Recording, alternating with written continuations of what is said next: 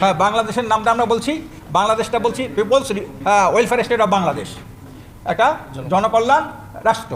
বাংলাদেশ হবে একটা জনকল্যাণ রাষ্ট্র অফ বাংলাদেশ।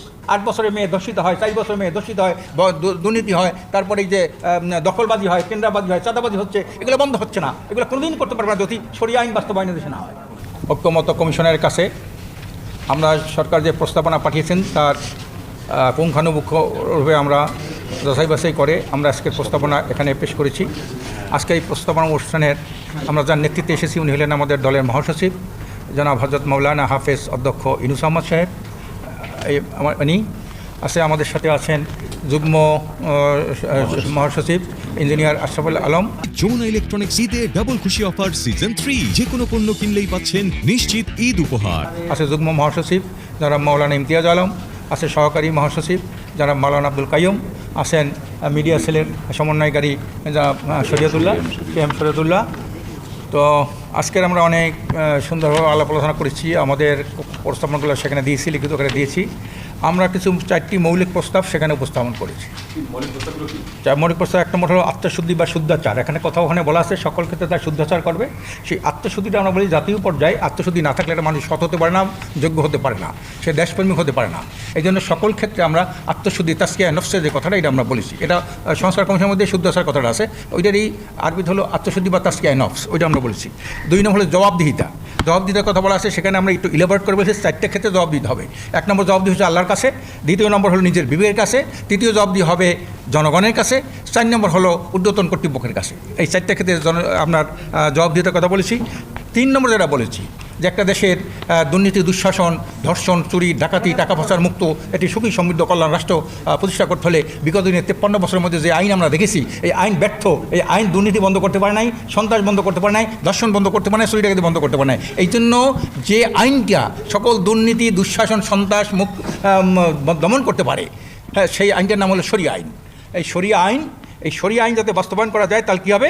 শরিয়া আইন হলো সর্বজনীন, সকল ধর্মের ব্যাপারে শরিয়া আইনের বিধান আছে সর্বজনীন। শরিয়া আইন পূর্ণাঙ্গ, শরিয়া আইন নির্ভুল নির্ভেজাল, শরিয়া আইন মানব স্বভাব সুলভ, তারপর হলো এটা দুষ্টি দমন সৃষ্টি পালন করতে পারে। শরিয়া আইন দর্শন, চুরি, ডাকাতি, দুর্নীতি, সন্ত্রাস বন্ধে এক দৃষ্টান্তমূলক শাস্ত্রের বিধানের নাম হলো শরিয়া আইন। এরপর হলো শরিয়া আইন প্রতিষ্ঠিত হলে সরকার ভক্ষক না হয়ে রক্ষক হবে দেশের। এই শরিয়া আইনের কথা বলেছি। এই শরিয়া আইনের ব্যাপারে আমরা বিএনপির সাথে কথা বলেছি। বিএনপি কিন্তু একমত সাথে তারা সিগনেচার করেছে যে শরিয়া আইনের ব্যাপারে তাদের কোনো দ্বিমত নাই, শরিয়া বিরোধী তারা আইন কোনো পাশ করবে না, এই কথা তারা কিন্তু বিএনপি বলেছে। সকলেই কিন্তু এই ব্যাপারে একমত আছে, এই ব্যাপারে না বলার কেউ নাই। আর আজকে ডক্টর ইউনূস সাহেব এত ভালো একজন লোক, বিশ্বের একজন আইকনিক লিডার সে, কিন্তু তারপরে সে দেন 8 বছরে মেয়ে ধর্ষিত হয়, 4 বছরে মেয়ে ধর্ষিত হয়, দুর্নীতি হয়, তারপরে এই যে দখলবাজি হয়, কেন্দ্রাবাজি হয়, চাঁদাবাজি হচ্ছে, এগুলো বন্ধ হচ্ছে না। এগুলো কোনোদিন করতে পারবে না যদি শরিয়া আইন বাস্তবায়নের দেশে না হয়। তারপরে চাইনি বলে পিয়ার পদ্ধতি নির্বাচন। আমরা সকল নির্বাচনটা পিয়ার পদ্ধতি চাই। আজকে সারা দুনিয়ার মধ্যে 91টা দেশে কিন্তু পিয়ার পদ্ধতি নির্বাচন আছে, আপনারা জানেন, সবাই জানেন। একমাত্র একটি স্বৈরাচারে যদি স্থায়ী কোনো প্রতিরোধ করতে হয় তাহলে পিয়ারের কোনো বিকল্প নাই। 2 নম্বর হলো সংস্কার যদি করতে হয়, রাষ্ট্রের সংস্কারের জন্য সবচেয়ে বড় উপাদান হলো আনুপাতিক বা পিয়ার পদ্ধতি নির্বাচন। তারপরে 24-এর যে গণঅভ্যুত্থানের এই চেতনা বাস্তবায়নের যুগান্তকারী পদক্ষেপ হলো পিয়ার পদ্ধতি নির্বাচন। তারপর হলো দেশের রাজনীতি এক নূতন যুগে প্রবেশ করার হাতিয়ার হলো পিয়ার পদ্ধতি নির্বাচন।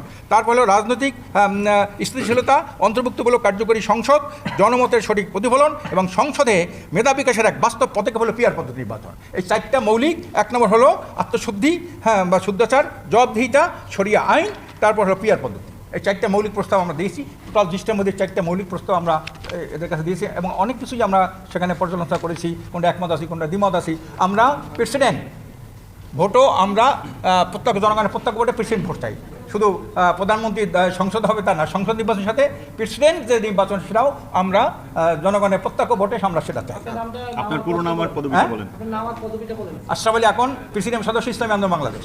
আপনার বাংলাদেশের নাম পরিবর্তনটা কি করেছেন? হ্যাঁ, বাংলাদেশের নামটা আমরা বলছি, বাংলাদেশটা বলছি people's welfare state of Bangladesh, একটা জনকল্যাণ রাষ্ট্র। বাংলাদেশ হবে একটা জনকল্যাণ রাষ্ট্র অফ বাংলাদেশ। কারণ হলো এই কোনো অন্যায়কারী এই জনকল্যাণ নামটা দেখার সাথে সাথে যাতে অকল্যাণ কোনো চিন্তা কোনো মানুষের মুখে না আসে, এই জন্য আমাদের এই নামটা আমরা প্রস্তাব করছি। নতুন নাম আমরা কথা বলেছি, people's welfare state of Bangladesh, জনকল্যাণ রাষ্ট্র। বাংলাদেশ হবে একটা জনকল্যাণ রাষ্ট্র। মাহফিল অ্যাপস, দেশের সর্ববৃহৎ ইসলামিক ভিডিও স্ট্রিমিং অ্যাপস। হালালভাবে সকল ইসলামিক ভিডিও দেখতে এখনই ইনস্টল করুন।